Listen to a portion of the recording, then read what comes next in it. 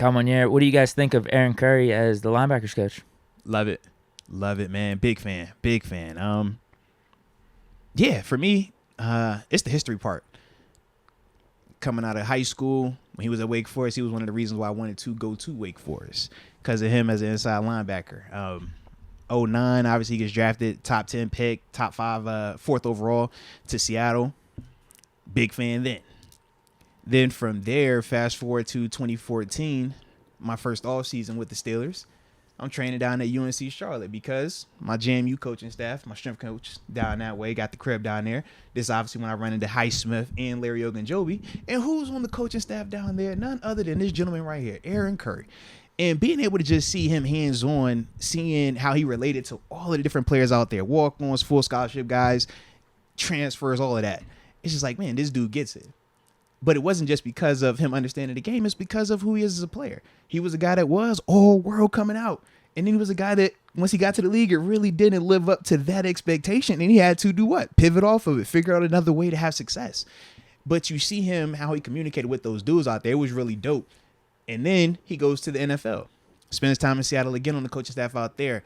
Very successful in terms of their linebacking core. So to me, when you talk about bringing him to Pittsburgh, I'm like, oh, I love this move, bro. Number one, because you got the connections here. When you talk about, number one, Alex Highsmith being here, but number two, potentially getting Larry Ogunjobi to come back. Well, this is a guy that's going to have a direct connection with him because of that. Then when you talk about just his attention to detail as a player, I love that part, but more so because he wasn't all world at the NFL level. It's going to be him having to communicate the little details, the little minutia stuff to make these guys be more effective, or maximize their potential. So to me, I think this is a great hire. When you're talking about Brian Flores leaving, I'm not saying that he's Brian Flores, but I'm saying that he has the potential to be something really good. We shouldn't have had Brian Flores to begin with. Yeah. This like Flores is like the outlier. He does not belong in that scenario as an LB's coach. But when I think of Aaron Curry, I'm like, man, I think this is a great move, not just for what he's going to teach these guys, but also the off-the-field stuff. When you're talking about just the mindset, don't take it for granted. Being a guy that was a top 5 pick, but then not having the success that he probably dreamed of or thought that he would have, being able to communicate that to these guys, too. We got a guy who's about to get paid, right? Alex Highsmith. How do you handle that? You got a guy in TJ Watt who is all world. How do you maintain that? And then whoever else we're going to bring in, it's like, bro, you know what I'm saying? Like, those are all the things that we're looking into, though. So, yeah, I do. Like I said, I definitely like this move a lot, though, man. Shout out to Aaron. Curry got paid before he even had to do anything in the NFL. Yeah. Because that's how the contracts were. That's how it was back then, bro. I think literally it was the year or two after that. It's once Sam Bradford got his deal. They were like, we can't be doing this anymore. Think about this. 09, Sam Bradford is my class. Oh, so so 09 was Curry. Yeah. 09 was Curry. Or was it 09? Or no.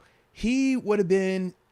Was he not? He's around that time frame, bro. 9 or 10. Yeah. That's what I mean. He was one of the last two. Bradford was the last guy because Bradford's my class. And when he got the 60, that was after that year. They were like, bro, we're never doing that again. And we had the lockout following that season. What was your year, 10 or 11? 10.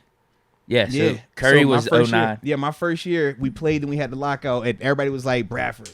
Because he got the 60, and then we saw him play, and it was like, he was good, but he won $60 million good. And yeah, it just kind of went on and on and on. But yeah, he was 09. We were the following year.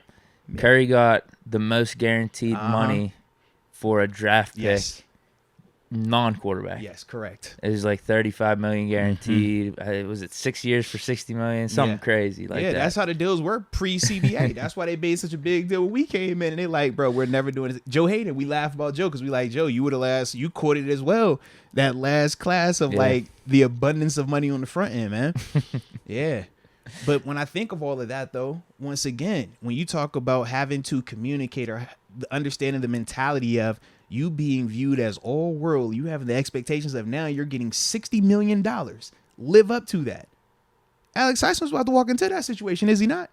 He's about to walk into a scenario where it's like, bro, you about to get compensated on a crazy level. How are you going to handle that? Well, you got a guy that's in there that's going to be able to talk to you about them feelings, man. Be able to talk to you about that mentality, what that looks like and how you need to prepare on and off the field with that. How to handle your family with that as well, because it's a lot that comes, when you start getting that type of stuff, man. So like I said, I just think that across the board, it's a good move. Whereas, when you think of some of the other moves that we've seen around the league where you question, it's like, man, is this guy even qualified, or why this guy, or does this make sense, or why does this guy have to take this type of move?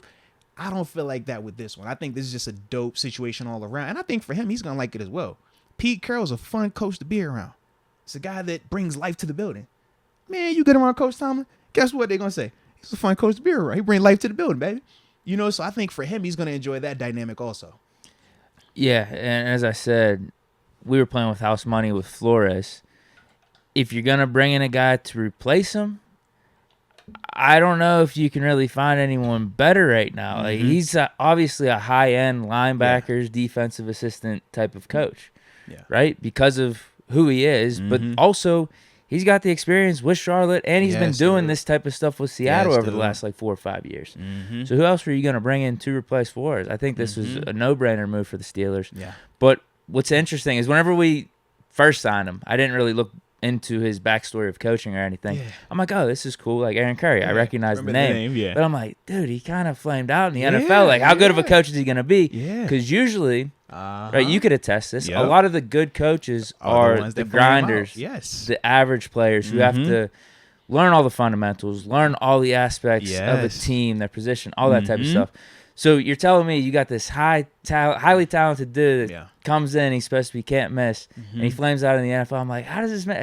Are we sure he's going to be a good coach? Yeah. But I was reading up on him a little bit, and he was like, honestly, I just didn't have motivation once I hit the league because once I got the contract, it changed everything. My only goal was to get that contract to take care of my family. So then I kind of lost purpose. Yeah. It wasn't an everlasting thing. It's real, bro. So it looks like from what he's been saying about just his coaching journey, like this is his purpose. This is something he loves to do. And it's clear. I mean, he's been spending almost the last decade doing it. And like you said, when you get the type of money that he had on the front end, you definitely don't have to do that coaching stuff, bro. Like, no, you could be sitting in your basement doing a podcast. Jamarcus Russell is not coaching right now. Seriously, my man is like, yo, let me get out here and grind, and not as a head coach, not as a DC, like LB coach. I'm like, bro, you got more money in your bank than some of these players you coaching.